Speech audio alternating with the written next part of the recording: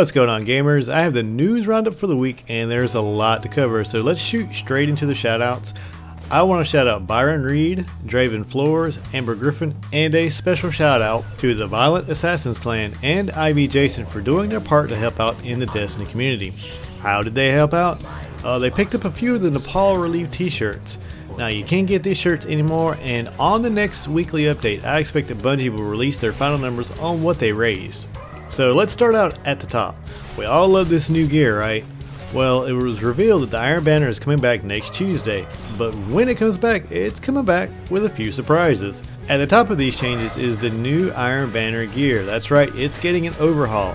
Check out this new gear. It's been redone to reflect the new House of Wolves look with classic Iron Banner accents. Yeah, pretty cool, right? This go around, armor-wise, you can purchase the gauntlets and the boots. Now on top of this, Lord Saladin will sell Etheric Light at rank 3 and one more at rank 5. Now I see me using this to get my corrective measure and my fail winners to full damage stats. Also Saladin this go around will have Perun's Fire and Galeon's Demise.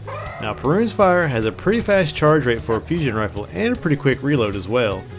Galeon's Demise I'm a pretty big fan of, since if you get the right mix of perks, it's one of the hardest hitting scouts in the game. It is simply amazing at PvE once you get used to the recoil.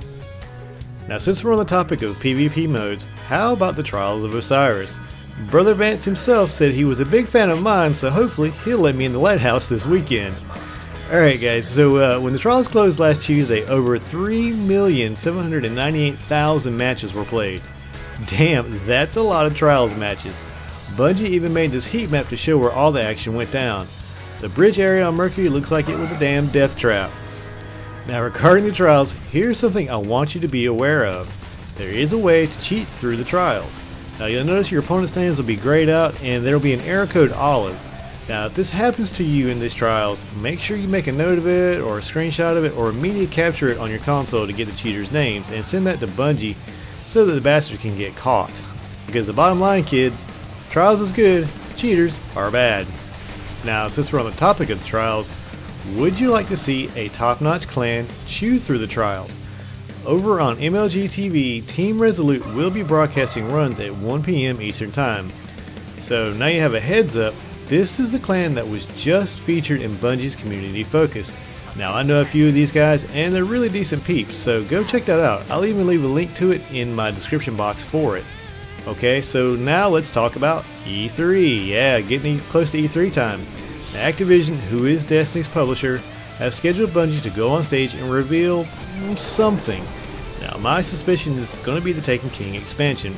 Now this will probably be only a teaser. The reason that is what I expect is that a very recent job placement for High Moon Studios just connected Bungie and High Moon as working on something together. The position was listed as being passionately familiar with the Destiny franchise. So if you don't know who High Moon is, this is a studio that put out the really good Transformer games over the past few years, not the crappy movie Transformer studio ones. Now I'm very familiar with High Moon Studios and it seems like they're coming in to help with the workload of the Taken King and possibly a few other future projects. Now, that's very cool stuff indeed. So I have a challenge for you guys in mind. With the new Strike the Shadow Thief, I wonder what would happen if this new Strike and the original Strike had a throwdown. Who would win?